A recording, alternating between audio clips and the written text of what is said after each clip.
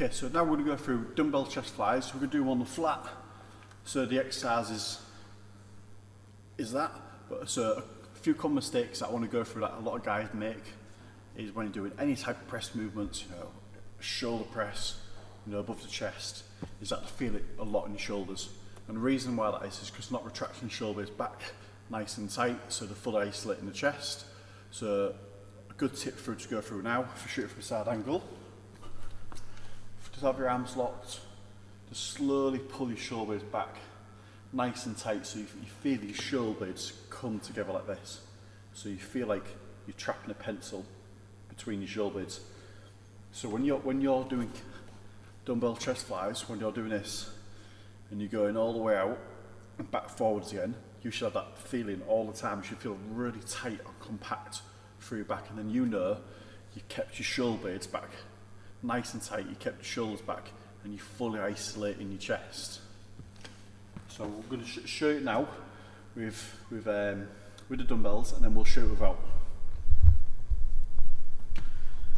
So once you've got on the bench, make sure you get tight, press up, pull those shoulders up tight. And what we do now, if you look at my elbows, put a small bend in your elbows. You're going to keep that elbows locked in that position all the time now. So keep a bend, but keep it locked in place. And then from there, you're going to pull apart, but at the same time, you're going to go down. And then you're going to stop when your elbows are in line with the bench. No lower than that, otherwise you're going to start loading your shoulders up and taking that tension away from your chest. And you're going to go all the way back to the top again.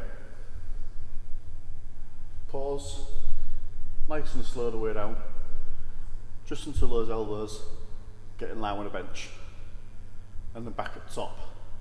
So let's show you that even more without the dumbbells, so we can break it down even further, get your technique even tighter. So think big chest.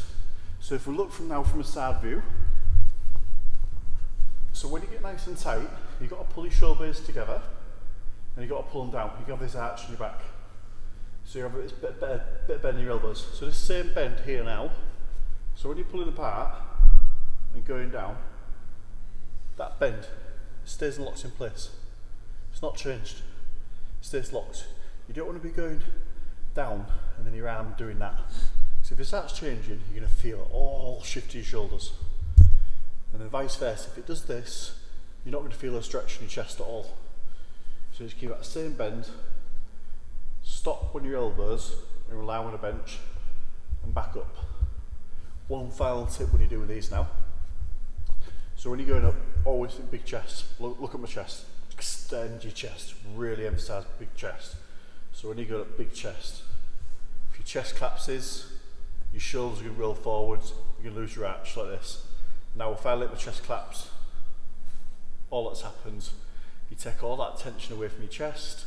You're putting a lot on your shoulders, and you're opening yourself up to getting a shoulder injury, rotator cuff problems, impingement in your shoulder, even popping your AC joint.